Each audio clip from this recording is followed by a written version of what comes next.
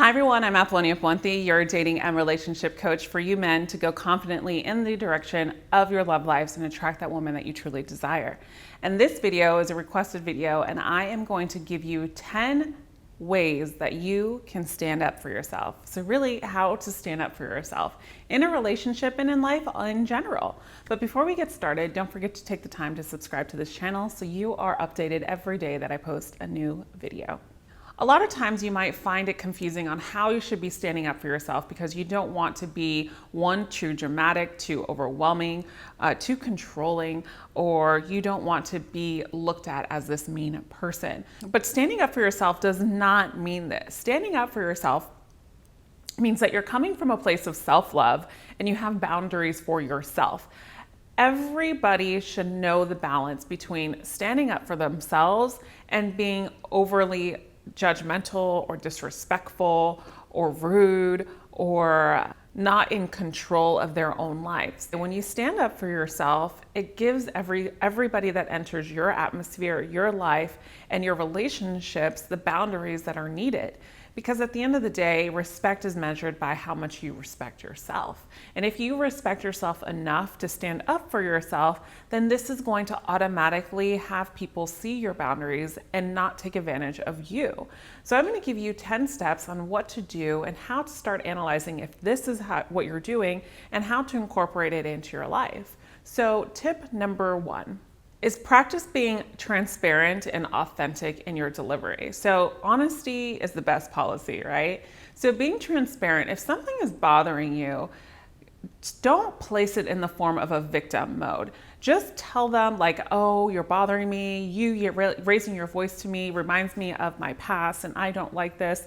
If somebody is yelling at you, instead, you have to, but being transparent, instead of taking the victim route and saying why, because they don't deserve really an answer why it's bothering you, because it's at the end of the day, this is coming from a place of disrespect. No one should yell. And if you want to be transparent, and authentic, the only thing is you have to do is state your truth. And your truth is, it's not respectful for you to yell. I don't do it to you, so I don't expect it done to me. So either you can stop now and communicate with me, or not. If not, I'll just choose to turn around and walk away.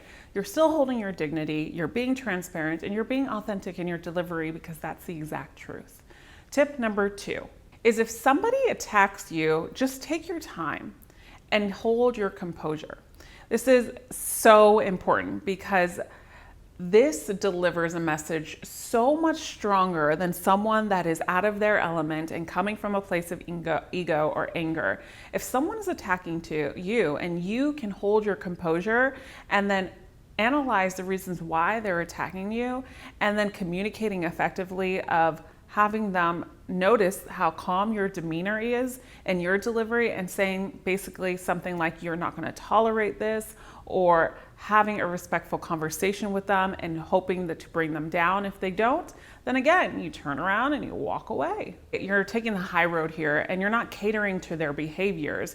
You're being authentic, just like I said in tip number 1, and you're showing up for the best capability of the situation and yourself. Nobody is allowed to take what is in you, what is that you have worked on, your power, your strength, your positivity, away from their reactions.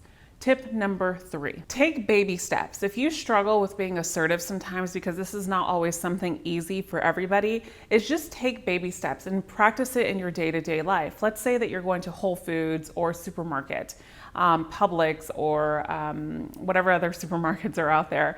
You go to this supermarket and you see that they charged you for a wrong item. Now go back and be assertive with the person with respect and nice and say, you charged me for the wrong item. I would like a refund.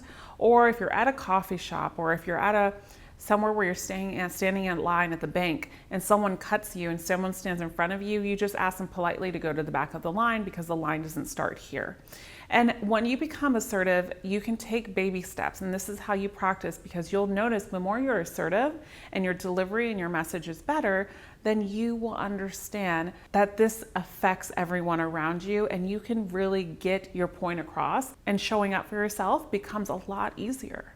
Tip number 4 is try to get clarity in the situation that is occurring before you start attacking, because the more define answers that you have, and the more research that you have, the more case that you have to build when you're trying to prove a point.